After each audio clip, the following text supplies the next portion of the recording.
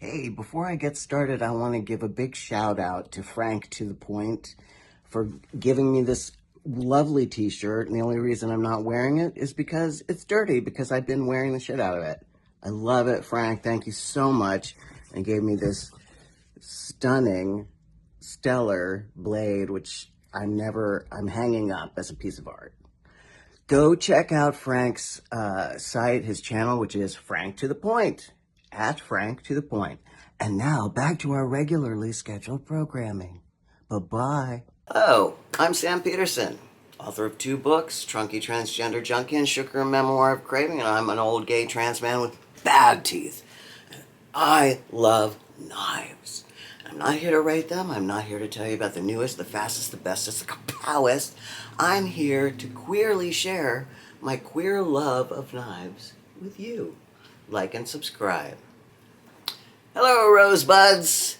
A moniker which is both slang for an anus and for what William Randolph Hearst called his girlfriend's clitoris, or clitoris, depending on how you prefer. You're welcome. I have 2 wonderful knives to show to you today, and I'm super psyched about it. The first is a blade I've had before, well, an iteration of it, and that is the Quiet Carry Drift. This one is their extra large version of the Drift. It is the Drift LC, which is L for large, and LC for LC200N, which is the steel that this particular knife carries. Let me tell you about Quiet Carry, in case you don't already know. They are some of the best knife creators in this game, if you ask me. Absolutely top tier, especially at their price point. The Drift LC feels like every penny of its $295 price point, and then some. I've handled enough knives, I've handled enough knives, I can't say it, but I've handled them, in this range, the high 200s, low 300s, to say that this knife feels sublime. It is of Riot quality, in my estimation. I've had a couple quiet carries. I had a Drift and I had a 9, and each one was in the top 3 of my collection. This is no exception, quality-wise. Every edge has been rounded and thought about and chamfered, even the inside of the dang thumb hole. The micarta is good micarta, and they have specially cut it so it's textured, but with fine lines running through it, which makes it easier to hold on to and not lose. If you are me, you may have exuberantly flicked a slippery pocket knife out of your dainty paw. Aesthetically, Quiet Carry wins. They just do. This is just a beautifully designed, handsome knife. The titanium has been milled. There are Quiet Carry signature holes cut out. See if you can see that. It's a little blurry. I was examining it to see if there was a lanyard hole cut into it, because, you know, many of us are anti-lanyard holes. It's there, but it's so discreet as to be almost invisible. It doesn't interrupt the lines of the design. They also sell lefties, win, if you're a lefty. Now, here's the thing. I have not carried this knife, so I don't know how it functions as a knife. I've talked about the extraordinary tolerances, the fit and finish, the design beauty, but not its utility.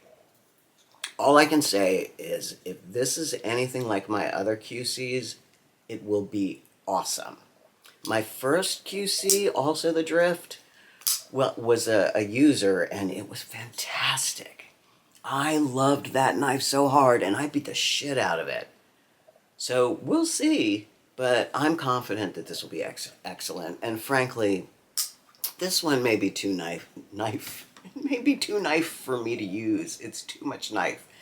I think it may be too nice for me to use right away. I mean, I believe me, I have made users out of some expensive knives, but Something about this says, just put it away for a while. Now, for my second blade, this really couldn't be further from the drift in size and intention, and that is the Mini Psyop. You all know, or you don't, that I fucking adored my Psyop with all of my bits and pieces, even the naughty ones. Loved it.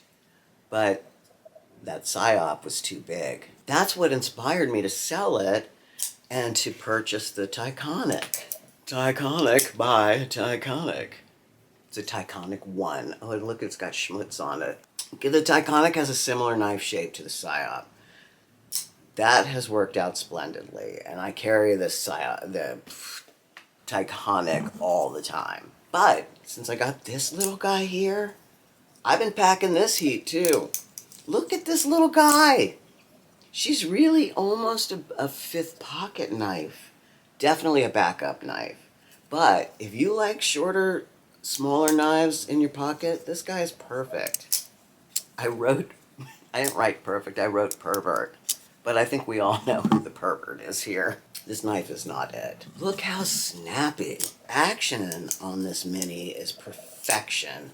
The Micarta felt really cheap when I first got it, which is disappointing. It seemed a little sloppy, to be honest. But as I spend more time with it, my hand oils are kind of, smoothing it down a bit, and she's looking a little better. But that's sad, Vosteed. This knife is in Elmax and Micarta, and it's not cheap. I think it's like $120. That's not cheap for a little knife. I recognize that Elmax is expensive, and this is, got this fancy deployment system here. You could buy nice Micarta. Yeah, this is a Vosteed. Vosteed is really hit or miss for me. Their knives are always just a hair too large for me. Well, more than a hair, now that I'm thinking about it. Some of their super hits are just really uncomfortable to me, like the Thunderbird and the RS Chaos. Really thought I would enjoy them, and just didn't. And they're really strange designs, TBH.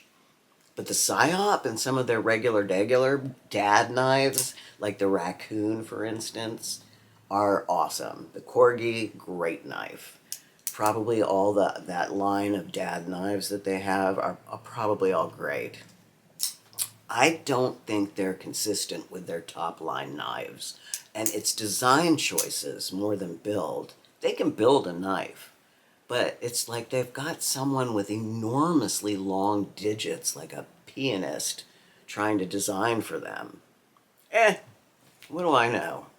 I'm just a big old gay homosexual trans guy with bad teeth. What do I know? But I know this. You're awesome. I love you. Be a good citizen and go fuck shit up. Bye-bye. Good heavens, I'm phlegmy.